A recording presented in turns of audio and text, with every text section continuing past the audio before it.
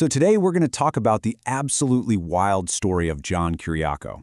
This is a guy who was a decorated CIA officer hunting down al-Qaeda's most wanted, who then found himself being hunted by his very own government.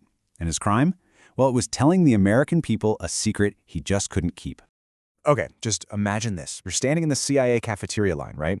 And a senior officer just casually strolls up and asks if you want to be trained in something called enhanced interrogation. That is exactly how John Kiriakou first heard about the torture program. It wasn't some dark, whispered secret. It was presented as a totally legit, presidentially approved new policy. And that one conversation, it was about to change everything. Now, before we get to that cafeteria conversation, you have to understand who John Kiriakou was. This guy was not some rookie, okay? He was the real deal. By the time 9/11 happened, he was a decorated officer, had been with the agency for nearly 13 years. This was a man trusted to operate at the very tip of the spear. And his job was beyond critical. See, as al-Qaeda fighters were fleeing the bombings in Afghanistan, they started pouring into Pakistan. Kiriakou's mission was to find them, grab them, and just neutralize the threat. He was on the absolute front line of the war on terror. And boy, did he get results. His team spent 6 incredibly intense weeks hunting for Abu Zubaydah, who at the time was believed to be al-Qaeda's number 3. I mean, they'd raid a safe house and find a sandwich that was still half-eaten, a cigarette still burning in the ashtray. They were that close.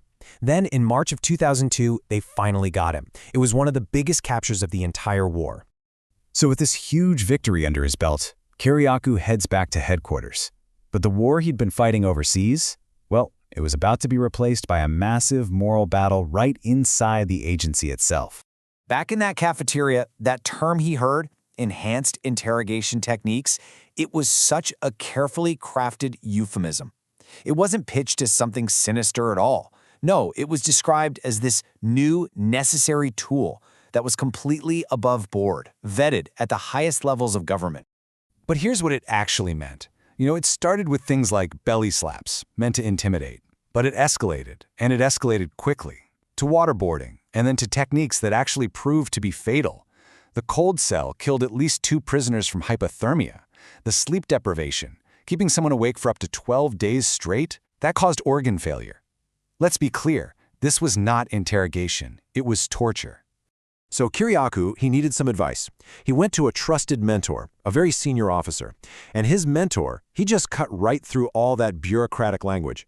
He called it exactly what it was, a torture program, and then he gave this chillingly accurate prediction. Someone, he said, is going to go to prison for this. And this chart just shows you exactly how alone he was in this. 14 officers were asked to be trained in these techniques. John Kiriakou was the only one who refused. He told his superiors, look, I have a moral and ethical problem with this, and I believe it's illegal. Now here's the really wild irony in all this.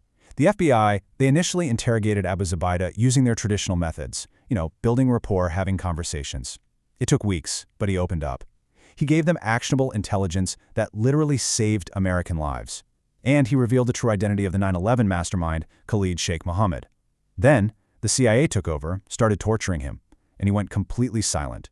The torture didn't work. It actually made things worse.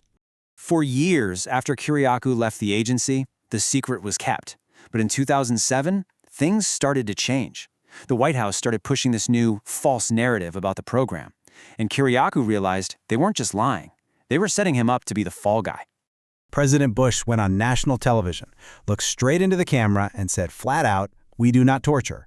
Kiriakou knew it was a bald-faced lie.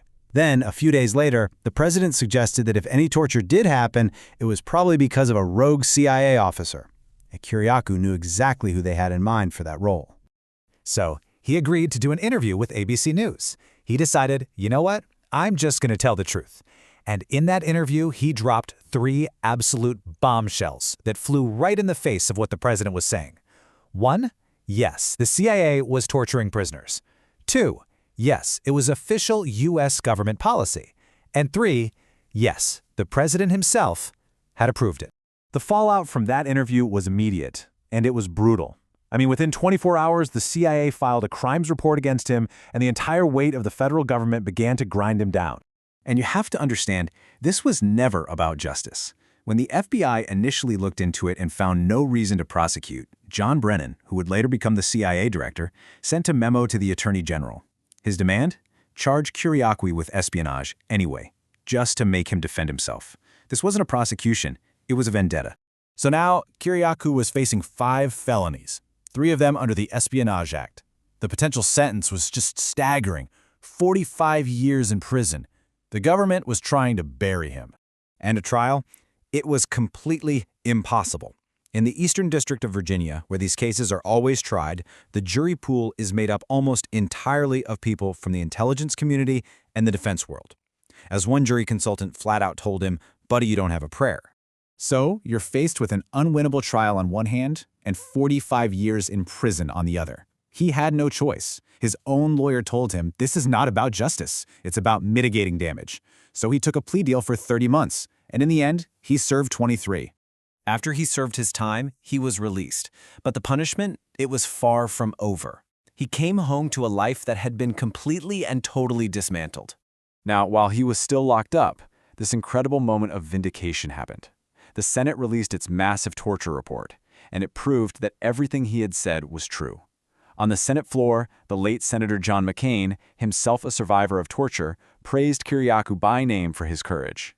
But that vindication? It doesn't pay the bills. Bankrupt, and now a convicted felon, Kiriakou couldn't get a job anywhere. Think about that. A man with multiple degrees, a career at the highest levels of U.S. intelligence, was turned down by McDonald's, by Target, even by Uber. The system had marked him for good. Which really brings us to our final question here. John Kiriakou was the only person to go to prison in connection with the CIA's torture program. Not for torturing anyone, but for exposing it.